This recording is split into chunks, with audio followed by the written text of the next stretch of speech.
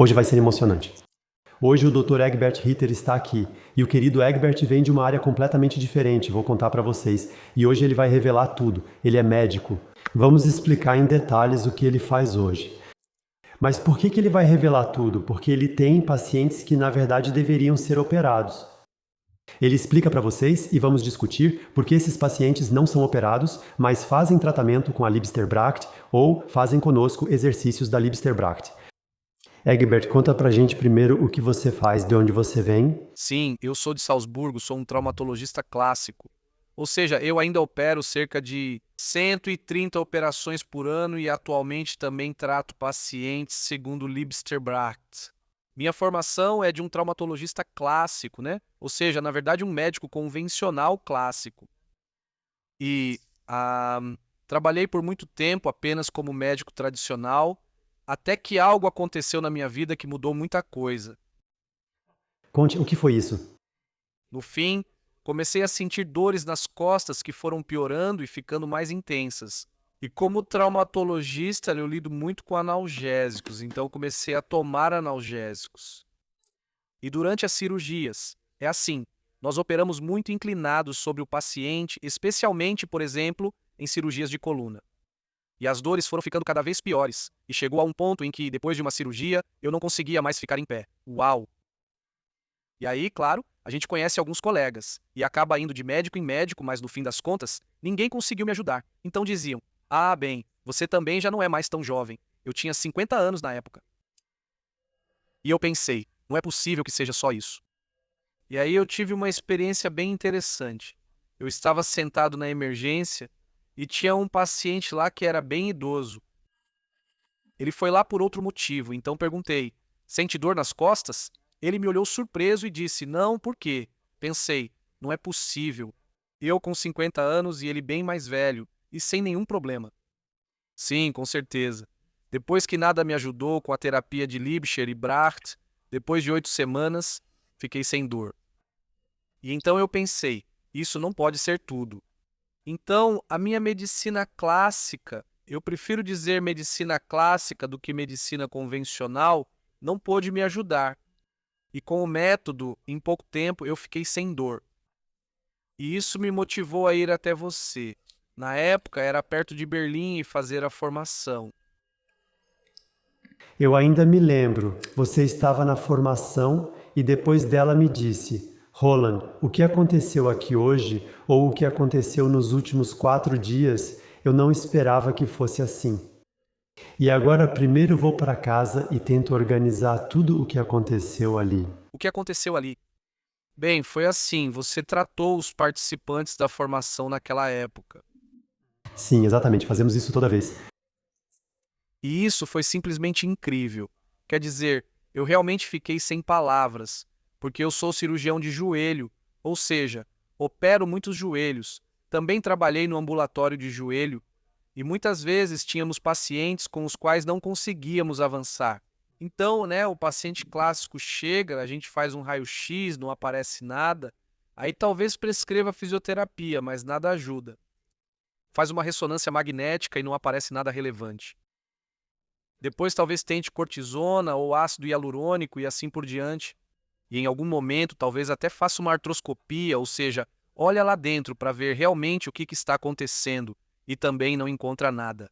O paciente retorna ao ambulatório e diz: "Doutor, ainda sinto muita dor." E aí você prescreve fisioterapia de novo e o paciente diz: "Não, eu não vou mais lá. Já fui 30 vezes." É? E aí eu preciso dizer ao paciente em algum momento: "Não sei o que você tem, mas sei o que não tem. Isso e aquilo. Mas não entendo por que sente dor." E para mim ficou claro que esses serão pacientes que provavelmente vamos conseguir ajudar. E então eu voltei para casa, para Salzburgo, e simplesmente passei 3 semanas andando em círculos, porque percebi que às vezes os médicos são o problema e não o paciente.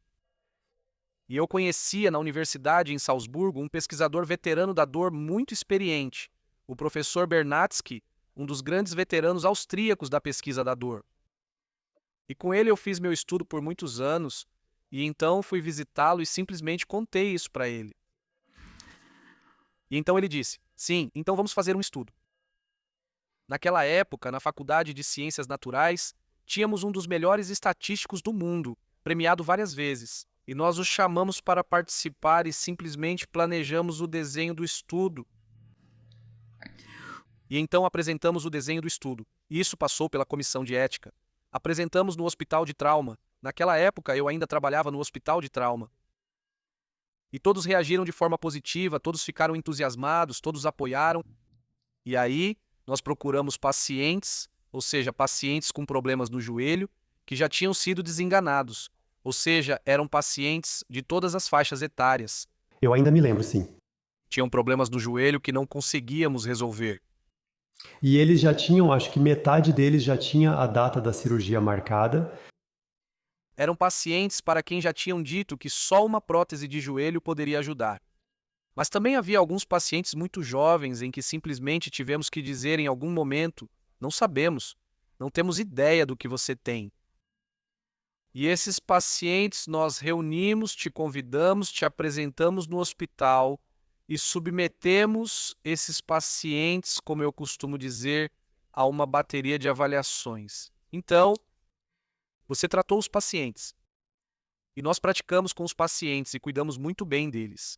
E o que foi realmente interessante na época, já faz alguns anos, é que nenhum dos pacientes realmente te conhecia. Então eles não sabiam na época quem você era. E na época também tínhamos uma psicóloga que revisava os questionários com os pacientes. E, sim, foi muito bom. E então perguntamos aos pacientes, pedimos para preencherem novamente os questionários e fizemos a análise estatística. No começo, achamos que era um erro no banco de dados. Porque nós não conseguíamos, Quando recebi os dados pela primeira vez, eu disse, isso não é possível, isso agora seria exagerado. E nesses pacientes realmente desenganados, conseguimos reduzir a dor em 80% em 6 semanas. E nós também publicamos isso em um jornal na época. E diante desse resultado, percebi que precisava me dedicar mais a esse tema. E comecei a tratar meus pacientes segundo o método Liebscher e Bracht. Sim, eu ainda me lembro. Eram mais de 20 cartões, na verdade. Ainda restavam 22. Exato. Isso foi um trabalho de verdade. A gente ficou dias tratando, sim. E acho que, no total, tratamos 3 vezes. Exato. Uma vez, depois eu fui de novo. No total, fui tratado 3 vezes. Sim, você veio de novo no final, quando já tínhamos os resultados, e convidado todos os pacientes. Exato, exato. E queríamos mostrar aos pacientes diretamente o que havia mudado.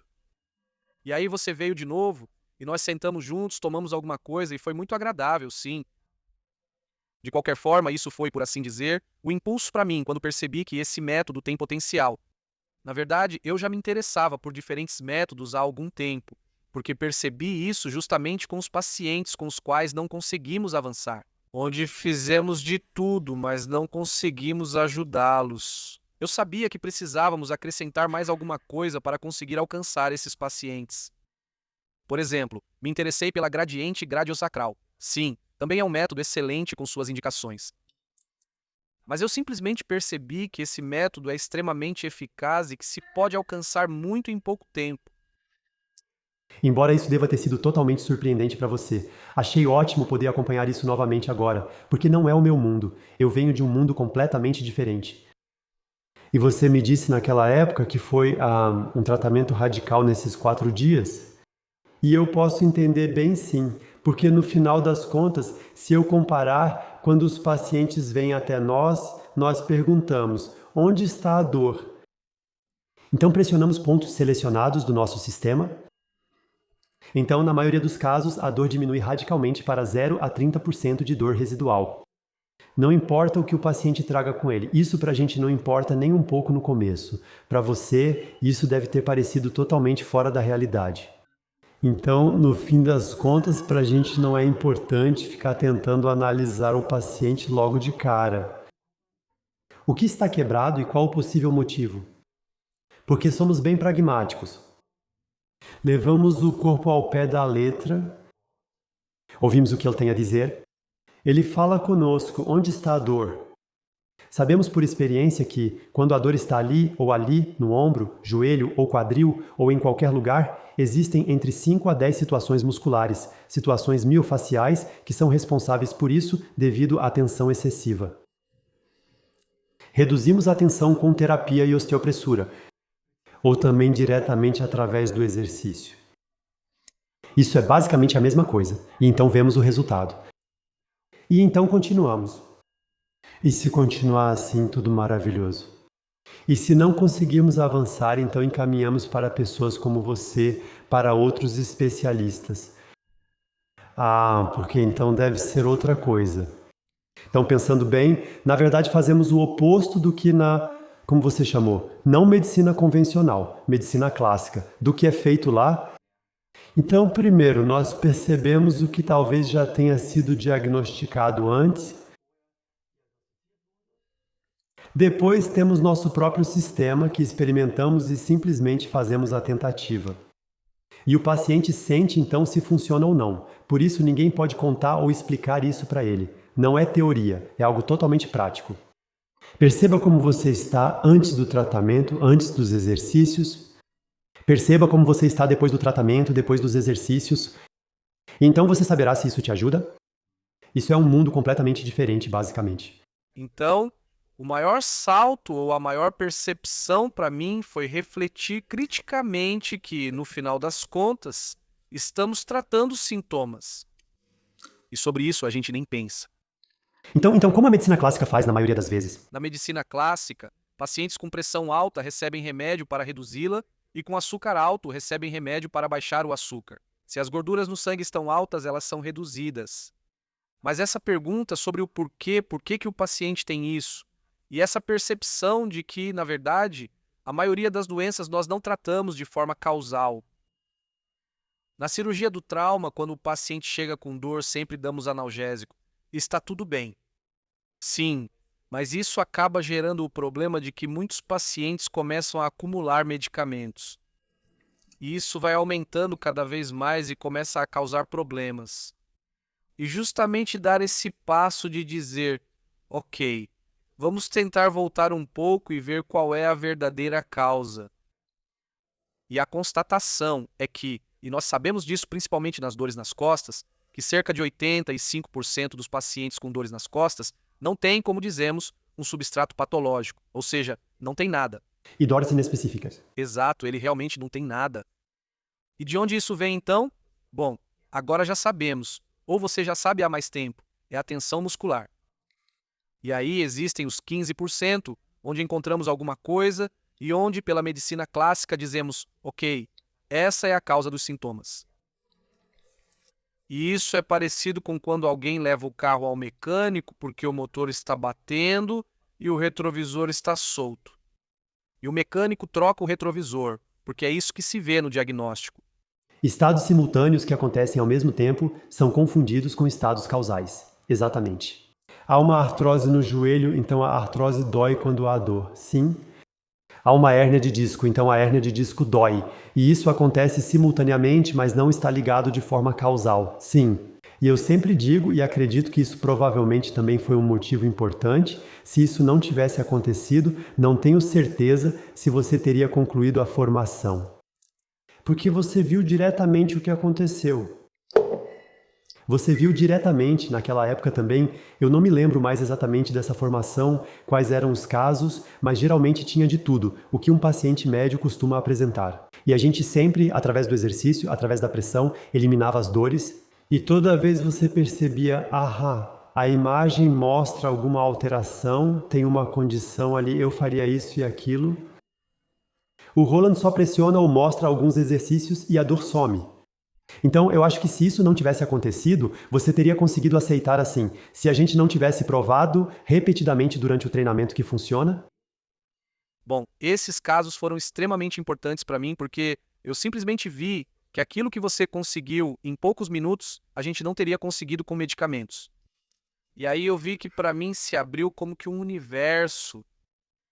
E no final das contas, isso virou meu mundo de cabeça para baixo. A constatação de que muitos sintomas vêm da tensão muscular.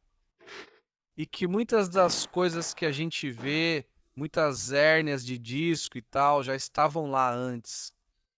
E aí começamos a juntar literatura também.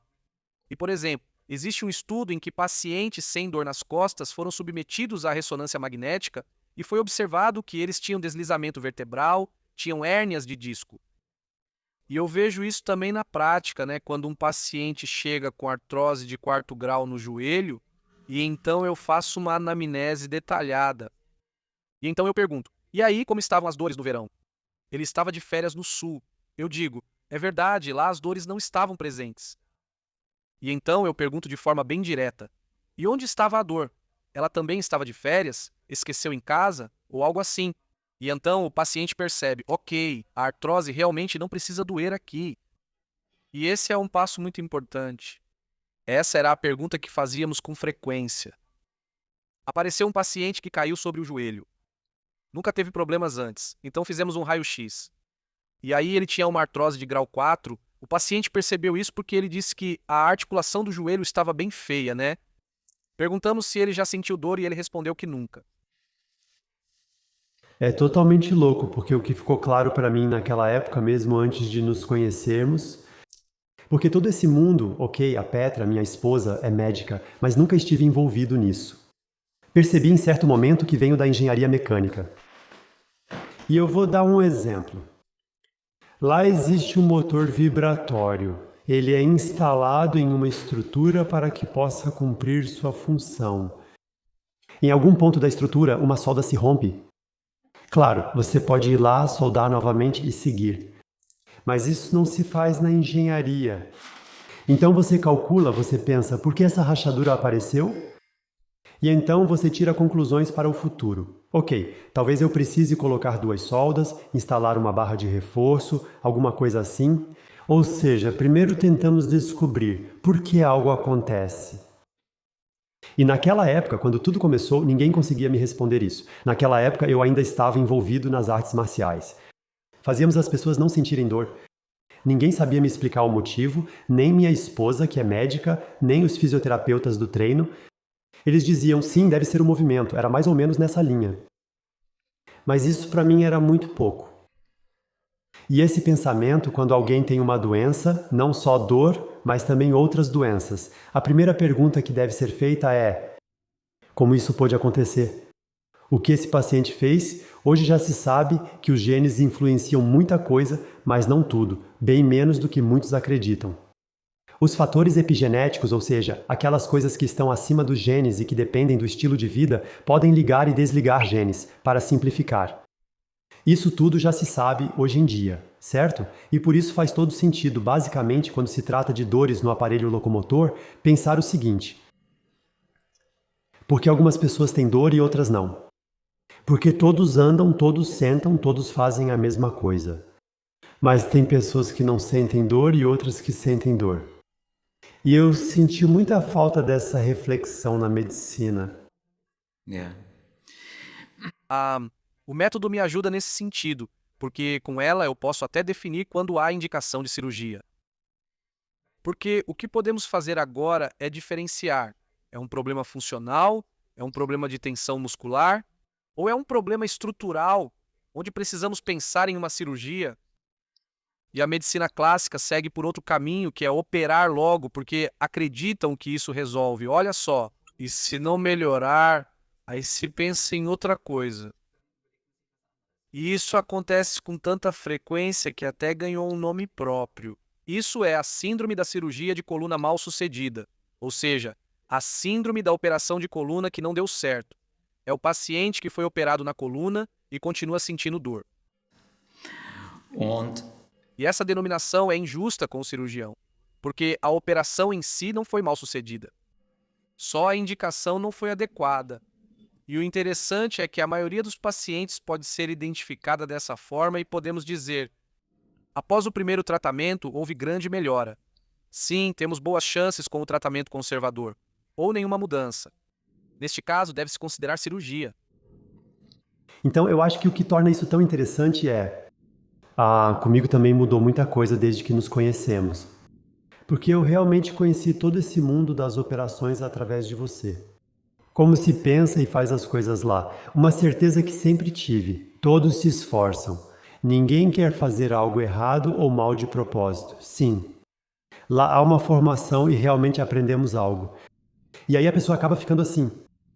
E o que eu acho super interessante, com a minha experiência, eu acabei percebendo, agora já são, acho que 16.500 pessoas que nós já formamos, incluindo médicos, fisioterapeutas, naturopatas e todo tipo de profissionais, até mesmo pessoas de outras áreas.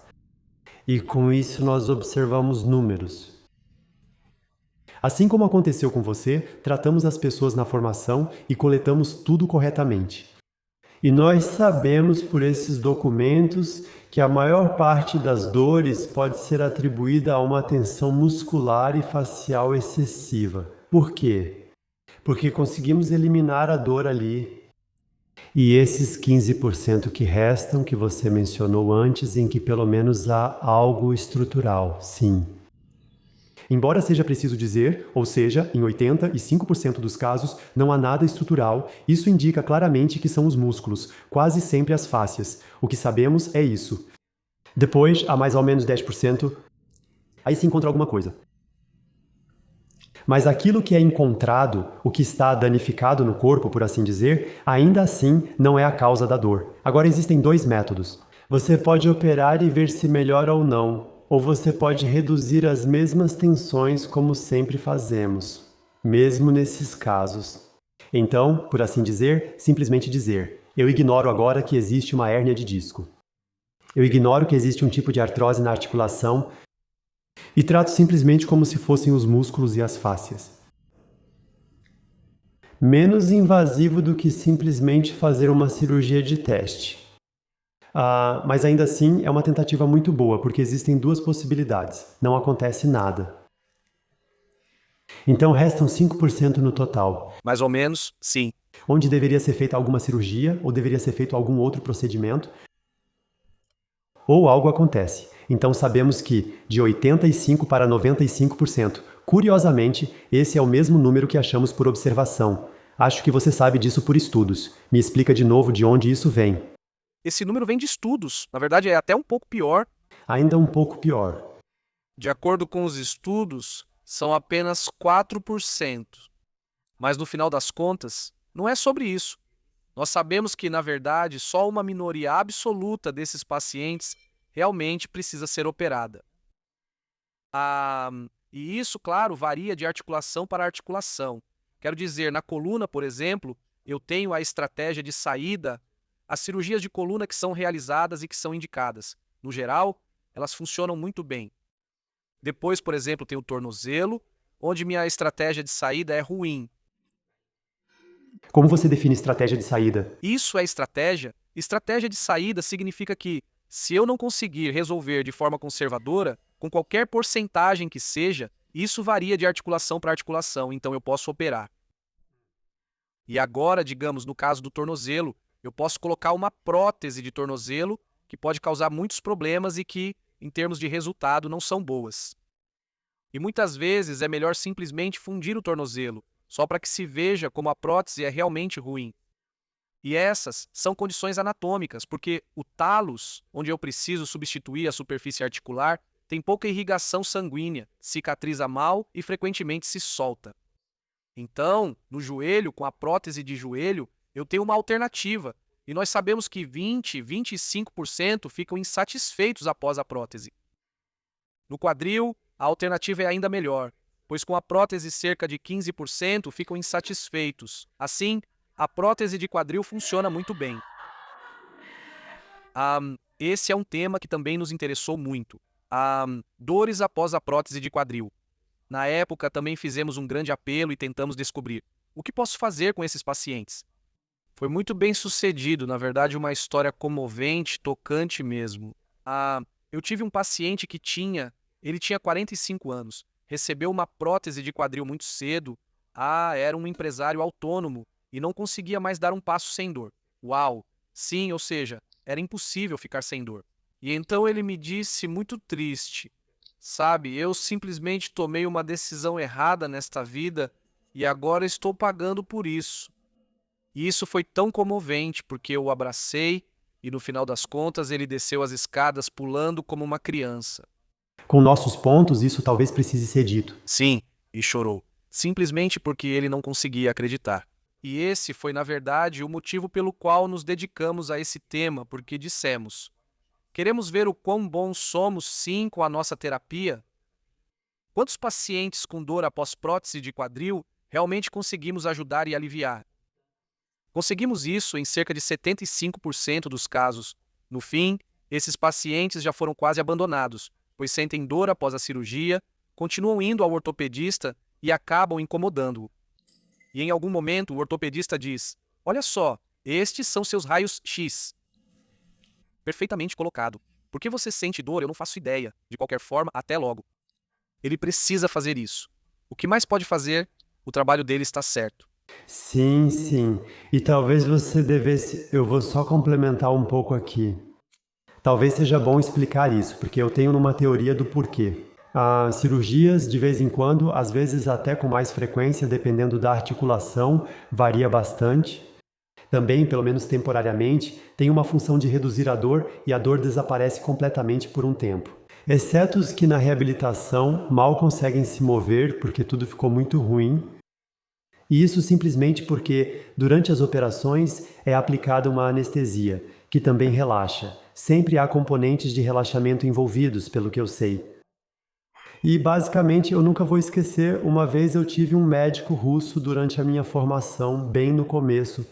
E quando expliquei a teoria, dizendo que a maioria das dores é causada por tensão muscular e facial devido ao excesso de tensão, ele disse: Roland, agora percebi uma coisa. E então ele me contou que existe uma região na Rússia, lá onde fica o Ural, onde aparentemente o atendimento médico é bem ruim, a situação dos hospitais não é boa. E as pessoas lá, pacientes que têm dores realmente intensas e que não podem ser ajudados de outra forma, são colocados em anestesia geral. Com a experiência de que, após a anestesia geral, as dores geralmente ficam muito melhores, por um bom tempo. Sim, mas é exatamente isso que eu digo, isso explica exatamente. Porque quando a tensão diminui, então pelo menos está bem lá embaixo. Nós temos nosso caminho da dor, nosso lago da dor, onde dá para ver exatamente que para nós, e isso também deve ser uma afirmação difícil para qualquer médico tradicional, para nós a dor não é nada além de uma tensão que aumenta tanto até o corpo dizer, daqui não passa. Agora eu atribuo uma dor àquilo. Com isso, a dor perde totalmente sua negatividade, porque de repente ela se torna um alarme. Por isso dizemos na prática que a maioria das dores são dores de alarme. Mas isso já está incluído na definição de dor. E esse é o problema, que nós não lemos a definição de dor até o fim. Porque afinal essa é a medicina clássica. Sim, porque a definição de dor é uma experiência sensorial desagradável, isso nós sabemos, que está associada a um dano real, e aí paramos de ler, ou a uma ameaça de dano. Isso é um sim. E isso no final das contas, isso está lá dentro. Isso significa que, quando um paciente chega com uma ressonância magnética negativa, ou seja, quando o exame indica que não há nada, então eu tenho que concluir, se eu li a definição, bem, então a dor quer nos alertar sobre algo, e então eu tenho que dizer ao paciente que precisamos mudar alguma coisa. Na maioria das vezes, o médico diz ao paciente que não há nada e vai embora. Isso nem é colocado em prática. Então, quando eu olho para isso, acabei de rever isso mentalmente agora há pouco. Então, há pelo menos uns 25, 30 anos eu leio conscientemente em grandes revistas. Uma vez por ano sempre tem o grande tema da dor, porque os jornais vendem bem. Por quê? Porque as pessoas sentem muita dor e não tem solução. Isso não me interessa. Exatamente. E não há nada de realmente novo. É sobre medicamentos. Sei que em conteúdo não muda muito. Talvez você possa explicar de novo. Depois existem algumas operações. E é isso. E isso é a mesma coisa há 25 anos e eu me pergunto como isso é possível. Nós vendemos milhões de livros. Temos milhões de pessoas que fazem nossos exercícios diariamente. No YouTube. Nós já formamos mais de 16 mil pessoas, pessoas que estão em toda a Alemanha, Áustria, Suíça, mas também em todo o mundo atualmente, contando sobre isso, aplicando isso e assim por diante. E mesmo assim, nada muda. O caminho clássico ainda é o mesmo de 30 anos atrás. Eu vou ao médico, ele me dá analgésicos. Então eles funcionam ou não. Se não funcionar, ou se o caso ficar mais complicado, é feito um exame de imagem. Talvez a fisioterapia aconteça em algum momento no meio disso, sim. Mas isso geralmente também não adianta nada. Eu sei disso pelos pacientes, não pela minha experiência. E aí fazem a cirurgia. E o mais impressionante é que eu sempre perguntei para os pacientes: o que vão operar em você? Sim. Eles olham para mim. Não sabemos. O que eu digo? Mas você não pode se submeter a uma cirurgia sem que expliquem o que vai ser alterado. Qual teoria da causa está por trás disso? Como isso deve ser alterado agora para que a dor desapareça? Ninguém explicou isso para você. Sim. Mas aí eu me pergunto: Esses são, em parte, os pacientes. Às vezes, preciso culpar o paciente, pois alguns são tão passivos que só aparecem ocasionalmente no ambulatório. Antes da cirurgia, ao perguntarmos na internação se sentia dor, ele respondeu: não, agora passou. Eu digo: hã? Você quer operar agora mesmo sem dor? Então eu mando ele de volta para casa. Então, isso tem alguns pacientes que realmente não questionam nada.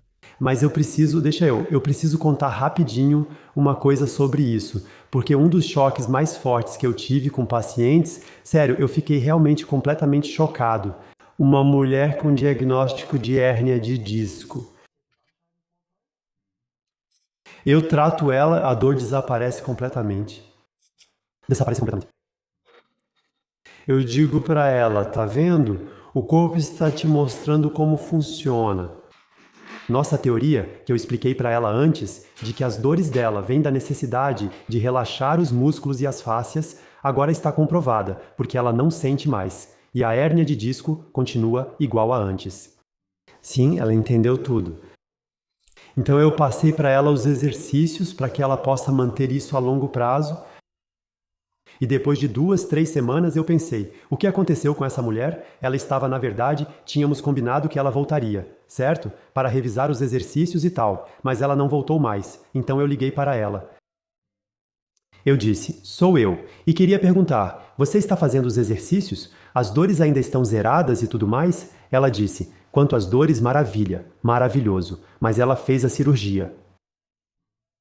Mas eu não entendo, por que você fez a cirurgia? Ela respondeu: disseram que havia algo quebrado e que exercícios não ajudariam, então fez a cirurgia. Eu então disse para ela: desculpe, mas você sentiu que a dor tinha sumido, e mesmo assim você deixou que te dissessem que isso não funciona.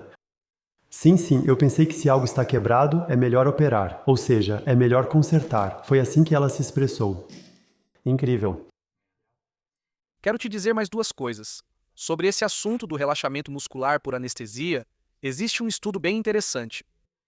Fizeram artroscopia em pacientes, ou seja, olharam dentro da articulação do joelho em um grupo relativamente grande de pacientes e todos eles receberam anestesia. Em um grupo, olharam dentro da articulação do joelho, lavaram a articulação, fizeram alguns pequenos ajustes como era necessário, alisaram a cartilagem, alisaram o menisco.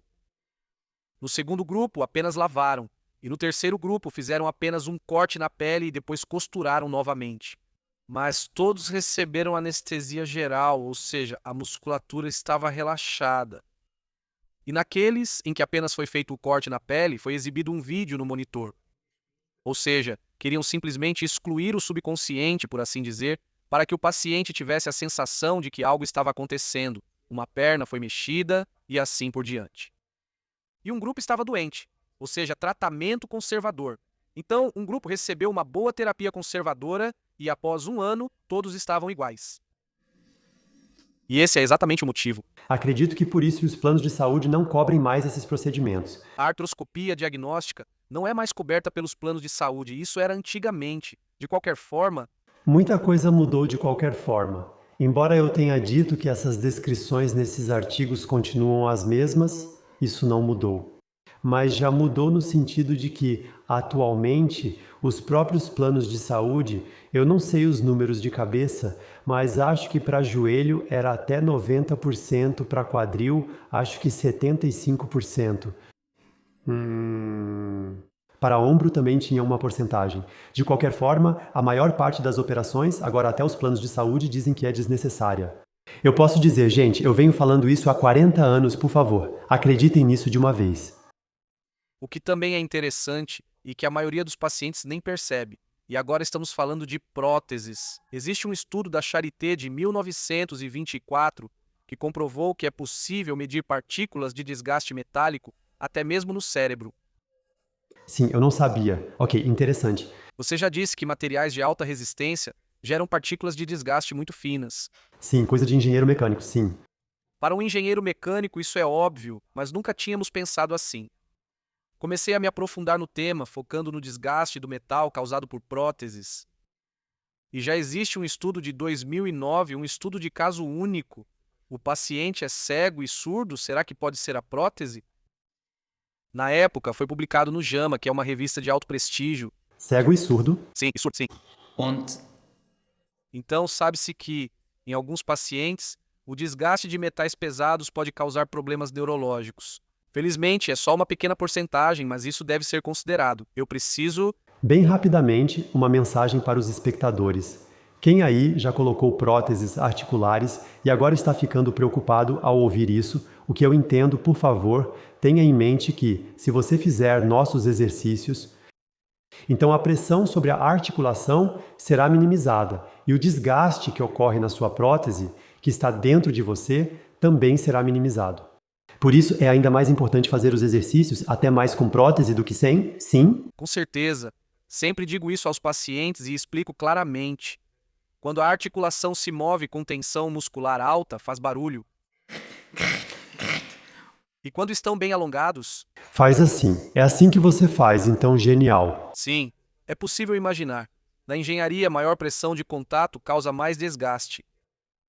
Todo mundo sabe disso com qualquer pilão. Sim, pegue um almofariz, coloque algo dentro e mova um pouco para lá e para cá, não acontece nada. Mas se você pressionar, isso é a tensão dos músculos e das fáscias, aí sim ele é triturado bem fininho. Colocado. Tem outra coisa que quero te contar que nunca falamos. Isso é interessante. Eu trato muitos pacientes também depois da cirurgia. Ou seja, eles vêm até mim após a operação, eu pressiono os pontos, alivio a tensão e isso, em parte, é realmente como em Lourdes. Como o quê? Como em Lourdes, como naquele local de peregrinação mariana, porque alguns pacientes chegam de muletas e saem sem elas. Ou seja, o efeito pós-operatório é enorme. E, bem, entendemos simplesmente que o corpo expressa sua dor após a operação através da tensão muscular. E claro, os analgésicos também ajudam, Faz sentido tomar analgésicos após a operação, eles são anti-inflamatórios, ajudam a desinchar e assim por diante. Não há absolutamente nada contra isso, eu prescrevo da mesma forma. Mas o efeito da terapia pós-operatória é imbatível. Eu realmente tenho pacientes que chegam de muletas e saem andando sem elas. Sim, esse é o nosso dia a dia. Não se pode falar muito alto sobre isso, porque sempre soa um pouco como se não fosse verdade, mas é verdade. E esse efeito, acima de tudo, permanece. Não é como se, quando você faz pressão nos pacientes no pós-operatório, a tensão diminui e depois volta. Mas o interessante é que, curiosamente, esse efeito permanece. Mas em algum momento ele vai voltar. Claro. Pense no perfil de movimento. Posso explicar rapidamente. Então, o tempo todo estamos falando sobre a tensão muscular e a tensão das fáscias, que estão muito altas. Como elas ficam tão altas? Isso ocorre por nos movermos pouco e não utilizarmos os ângulos das articulações. E se eu usar os ângulos das articulações, que vão daqui até aqui, só ali, então isso e aquilo não serão mais possíveis em algum momento, porque o corpo se adapta e essas são as forças excessivas. E é importante entender que quando uma pessoa tem seu perfil de movimento e desenvolve dores no joelho, então há uma lacuna ali. Falta uma mobilidade ali, falta alguma posição que a pessoa também deveria assumir de vez em quando. E agora isso é preenchido pelo exercício, aquilo que não era feito antes, e a dor desaparece, porque a tensão muscular se equilibra. Aí os pacientes me perguntam quanto tempo precisam fazer o exercício. 2 semanas? 2 meses? Não, pelo resto da vida. Porque se o perfil de movimento apresentar essa deficiência pelo resto da vida, então é assim que eu compenso isso. E o legal é que fazer desse jeito é muito mais inteligente do que fazer daquele jeito tradicional. Quando você flexiona o joelho, a patela não deve ficar alinhada verticalmente com a ponta do pé. Ao levantar algo, agache profundamente e use só as pernas, mas ninguém realmente consegue. Sim. Ou quando você, por exemplo, fica em pé na escrivaninha ou coloca os sapatos. Nós dizemos não, viva como você quiser e observe o que seu corpo te diz. O que ele te diz, na maioria dos casos, vem de uma tensão funcional excessiva dos músculos e fáscias que você equilibra com o exercício, iniciado pela terapia, se você quiser, e então essa dor provavelmente não vai mais aparecer na sua vida. Porque ela não precisa mais aparecer, já que a causa foi resolvida. E a cirurgia também não resolve a causa, por isso o problema continua. Uma vez trabalhei em Frankfurt com um especialista em joelho, por pouco tempo. Ele estava completamente exausto porque disse: Roland, agora você está me explicando algo que eu nunca consegui explicar. Por que, doutor? Me perguntam, depois da cirurgia no joelho, por que ainda sinto a mesma dor de antes. Agora tenho um joelho novo. Colocado. Ao explicar que a dor vem da tensão muscular e das fáscias, mesmo com um joelho novo, ele ficou abalado. Infelizmente, reagiu diferente de você. Ele disse: Roland, eu não posso trabalhar com você, porque aqui em Frankfurt eu construí uma reputação sólida e tenho muitos contatos. E se eu fizer isso, vou ser um excluído. Sim, mas isso foi mais uma vez. Mas isso foi 25, 30 anos antes. Então, os tempos também não mudaram. Sim, os tempos mudaram nesse sentido, né? Há 3, 4 anos, o chefe da Sociedade Alemã de Endoprotética deu uma entrevista. Naquela época, a Sociedade de Endoprotética foi bastante criticada porque a DAC publicou seus dados e comprovou, por assim dizer, que 60% de todos os pacientes que recebem uma prótese de joelho não fizeram fisioterapia nos 2 anos anteriores à cirurgia. Agora, porém, está escrito nas diretrizes ao menos 3 meses de fisioterapia intensiva, o que não ocorreu. Na época, falaram do tratamento conservador e a editora perguntou: o que se pode fazer de forma conservadora? O tema era passar gel, entre outros. E aí a editora disse: bem, no joelho eu consigo imaginar isso, mas no quadril a articulação fica tão lá dentro. E então ele disse uma frase e eu realmente pensei: a mulher vai cair da cadeira. A dor não vem da articulação, mas sim da musculatura ao redor. Ele disse isso? Ele disse. Eu li tudo isso nos meus livros. Bem, e quero dizer, alguns anos atrás nós teríamos perguntado, o que esse cara fumou, né? Agora precisamos perguntar, que livro esse cara leu? Mas a gente vê isso na pesquisa, e esse é um cara inteligente, um professor inteligente. Ficou claro que a dor tem a ver com tensão muscular. Mas isso simplesmente não é colocado em prática. Simplesmente não é colocado em prática. Nada muda. Como conseguimos colocar isso em prática? Olha, algo que me interessaria muito e talvez também aos ouvintes. A sua abordagem como um médico linha dura dos calçados, como você mesmo diz com tanto orgulho, o que eu também acho ótimo, sim. Eu assumo isso, sim. Absolutamente, absolutamente. Quando um paciente vem até você, como você aborda a situação? Então, o procedimento antigo era analgésicos e, quando não dava mais, exames de imagem e aí cirurgia ou o que fosse necessário. Ou, quando não há mais solução, aqueles grupos para aprender a conviver com a dor. E você já passou dos 75 anos, quem você pensa que é para querer viver sem dor?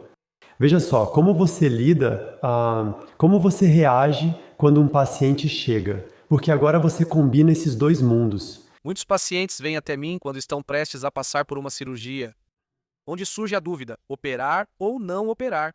E eles trazem suas imagens. E eu desenvolvi, por assim dizer, um sistema onde é possível fazer uma estimativa geral. Somos bem-sucedidos com o tratamento conservador, sim ou não? E então eu digo ao paciente, as chances são assim e assim. Quero dizer, também há pacientes... E em que você baseia isso em um exame de imagem? Então, Quando você vê uma imagem? eu, por exemplo, vamos pegar o quadril, tá?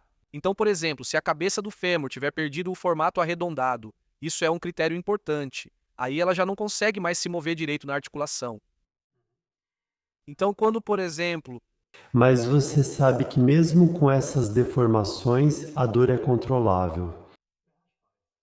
com certeza, mas são cerca de 10 critérios que reduzem a probabilidade. Então, Você está falando de probabilidades, sim. eu sempre falo de probabilidades. E tem pacientes que eu mando direto para a cirurgia.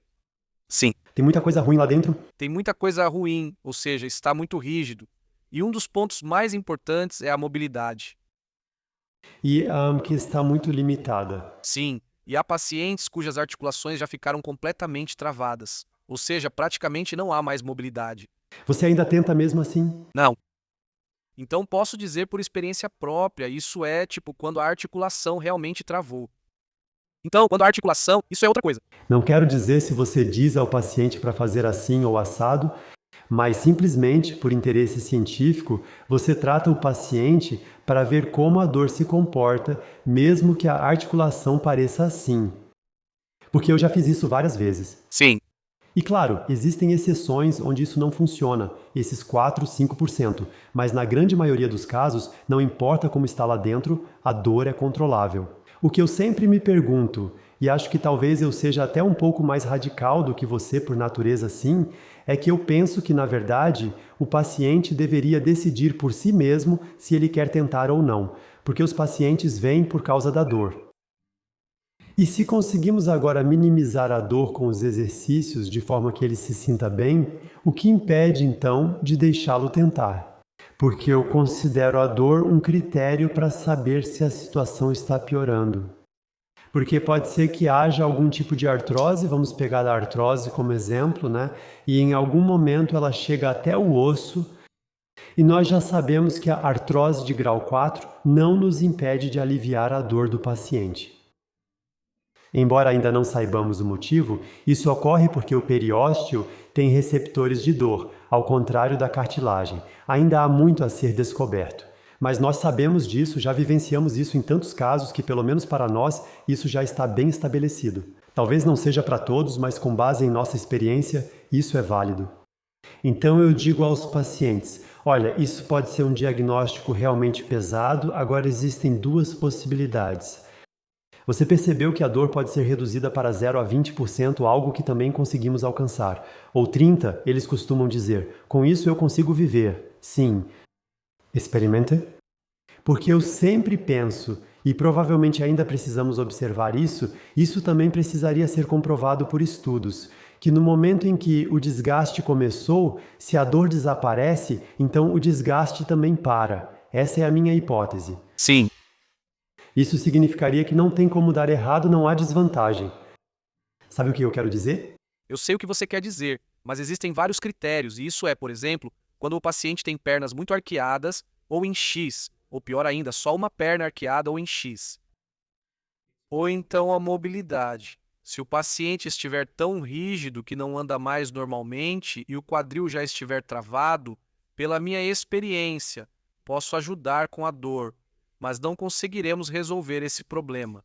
Você conhece o vídeo da senhora Kane? Sim. Sim, eu conheço o vídeo do canal, vídeo da Kane. Vejam o vídeo da Kane. Isso é um complemento muito bom para essa discussão. Então, o que eu sempre faço com meus pacientes é que nós estabelecemos um prazo. Sim, boa ideia. E o prazo para nós é sempre de 3 meses. E isso muitas vezes me deixa louco, porque os pacientes chegam e dizem: sabe de uma coisa? Eu tenho um fisioterapeuta ótimo, estou com ele há 3 anos. Eu digo: hã? Ora, se eu não resolver o problema em 3 meses, encaminho você para outro profissional. Sim, claro, é assim mesmo. Os pacientes muitas vezes são muito resistentes à dor. E sim, Acho que eles não têm alternativa. Eles não têm alternativa. E isso é algo que precisamos mudar, Egbert. Precisamos mudar. Porque os pacientes estão perdidos. Dizem para eles: você tem que tomar analgésicos, você tem que fazer uma cirurgia, não podemos fazer mais nada por você, você tem que entrar em um grupo de autoajuda para a dor. Eles não têm escolha. Eles não têm escolha. sim, e eu gosto mais quando dizem que é super urgente, que a prótese tem que ser agora, tem que ser rápido. Exatamente, tem que ser rápido agora. Eles também não têm tempo para pensar sobre isso, porque senão algo muito terrível pode acontecer, né? Exatamente. Nunca se deixem impressionar por esse tipo de coisa. Sempre procurem uma segunda ou até uma terceira opinião. De preferência com um médico treinado por nós que conheça os dois mundos, como é o seu caso. Bem, existem hospitais que têm um tempo de espera de 2 anos para a prótese. Sim, o que é urgente? Qual o problema? Sim, e eu acho que nesse caso a gente também precisa ser justo. Ainda queria te dizer algo que ficou na minha cabeça, pois sempre falam que certos movimentos são ruins. Não existem movimentos ruins. Eu pergunto, quem avisa o tigre caçando a zebra para tomar cuidado com o movimento, pode acontecer algo, né? E isso seria totalmente injusto com o tigre, não avisá-lo sobre isso. Bela imagem. E isso existia antigamente, esses movimentos proibidos. Sim, sim, sim. E isso eu ainda aprendi na escola, a gente não podia jogar a cabeça para trás. E aí eu estou no zoológico e os macaquinhos estão sentados lá embaixo olhando para cima e eu ainda penso, estamos deixando eles caírem direitinho na armadilha. Movimento proibido, já tive uma experiência real com isso. Isso foi na minha época das artes marciais, sim.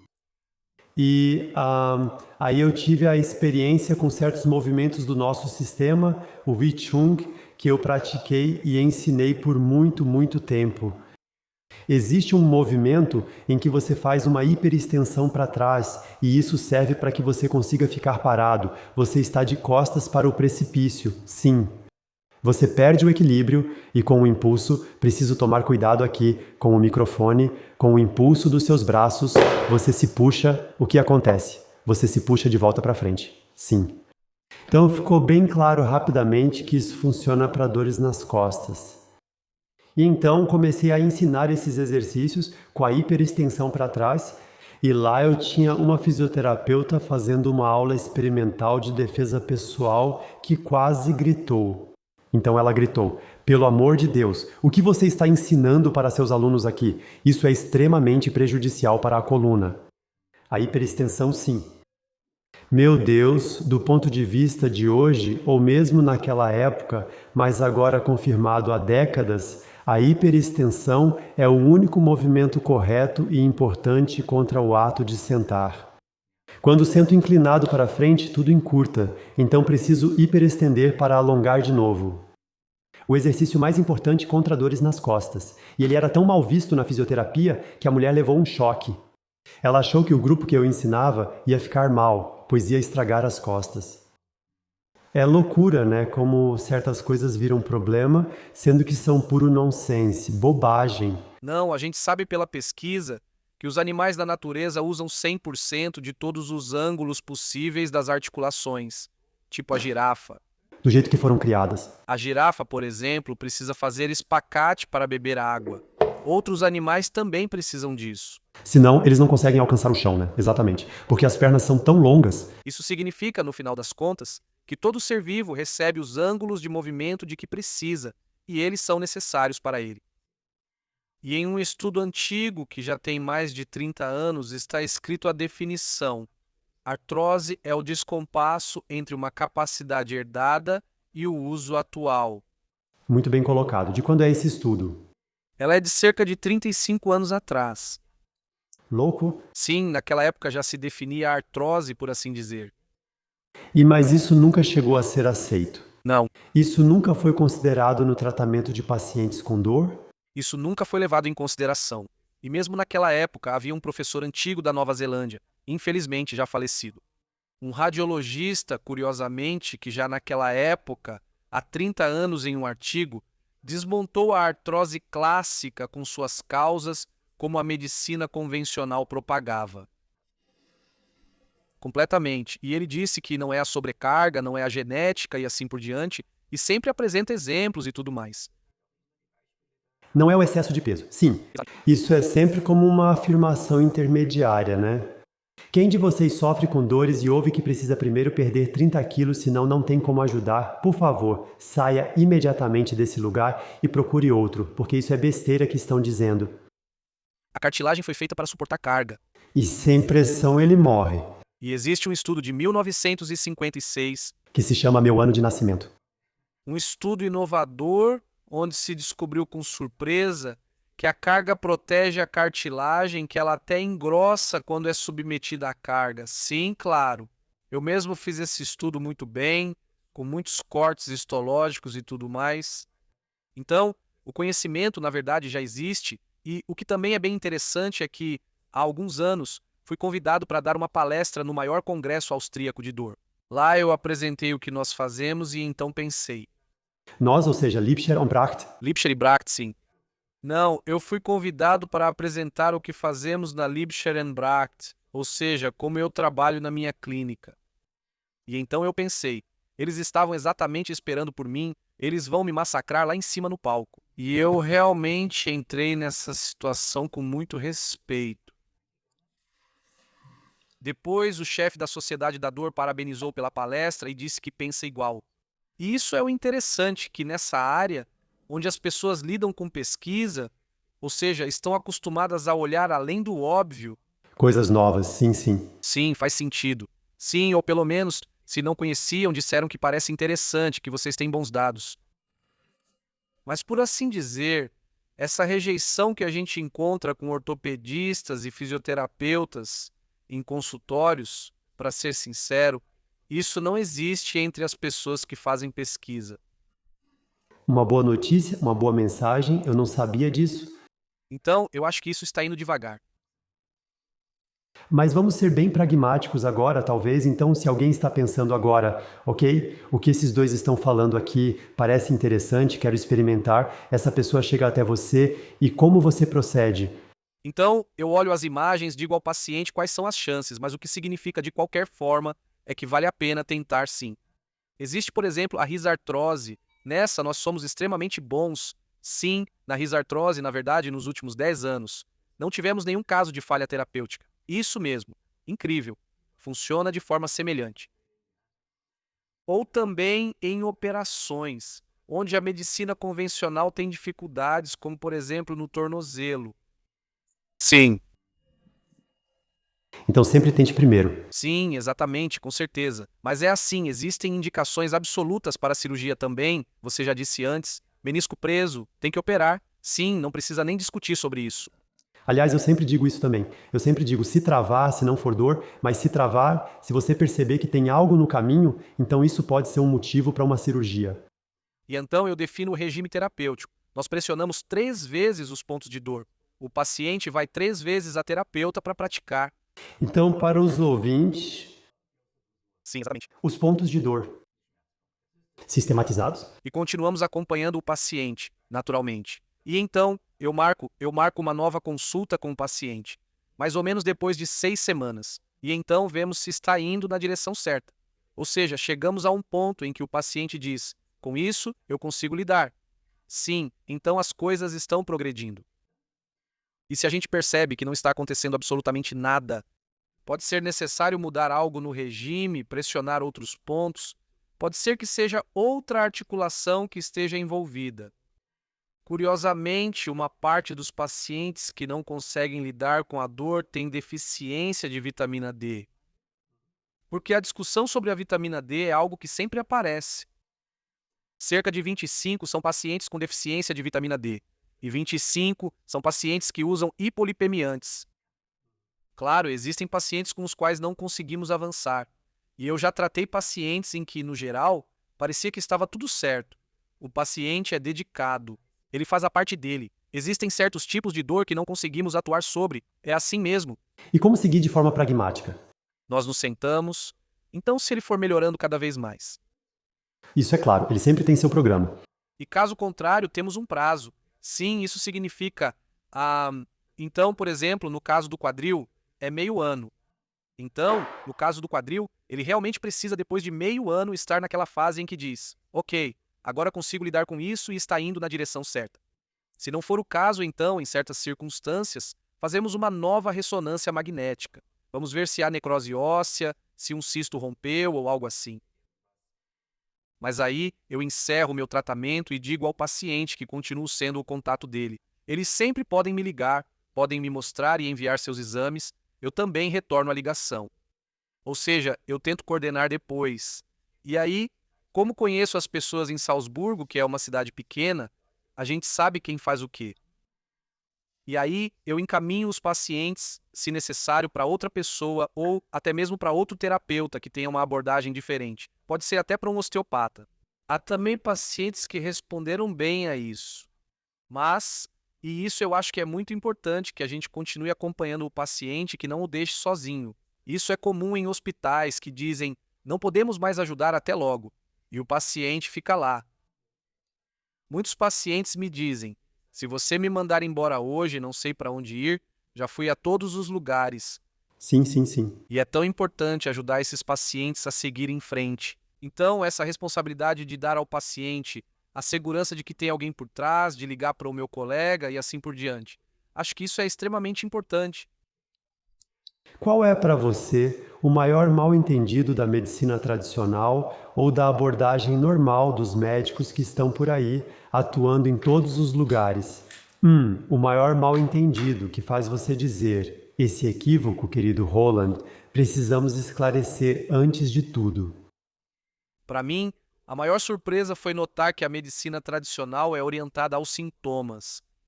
E aí, porque a língua alemã também é muito precisa, eu vou ao médico que trata e não ao médico que cura.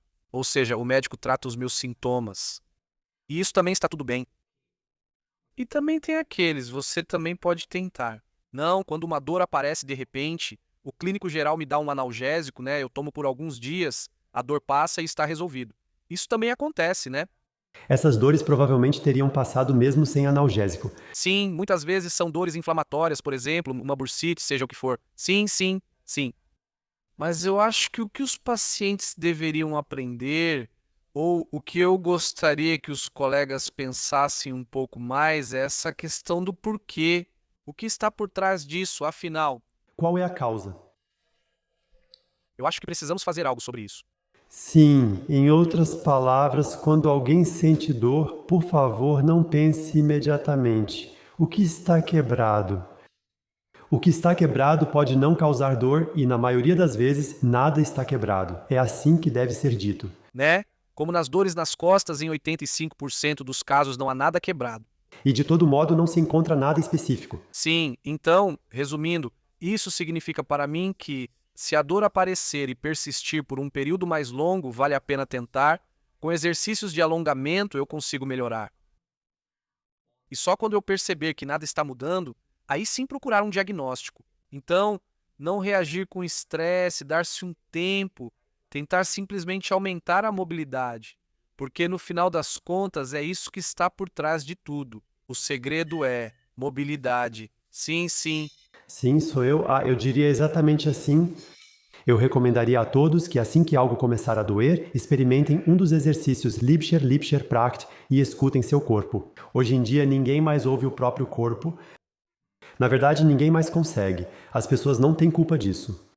Elas simplesmente vivem suas vidas e usam o corpo como se fosse um robô, mais ou menos, e não se conectam conscientemente com o próprio corpo. E essa percepção consciente do corpo, que acontece automaticamente com nossos exercícios. Aí você percebe exatamente onde estou, como me sinto e assim por diante. E com isso decidir por si mesmo, posso me ajudar? Não posso me ajudar? E então, se eu não puder me ajudar, o próximo passo que eu sugeriria seria ir a um terapeuta do método Liebscher Pracht. De preferência, alguém que conheça ambos os mundos. Você é o exemplo perfeito, pois tem os dois lados. E então complementar isso dessa forma.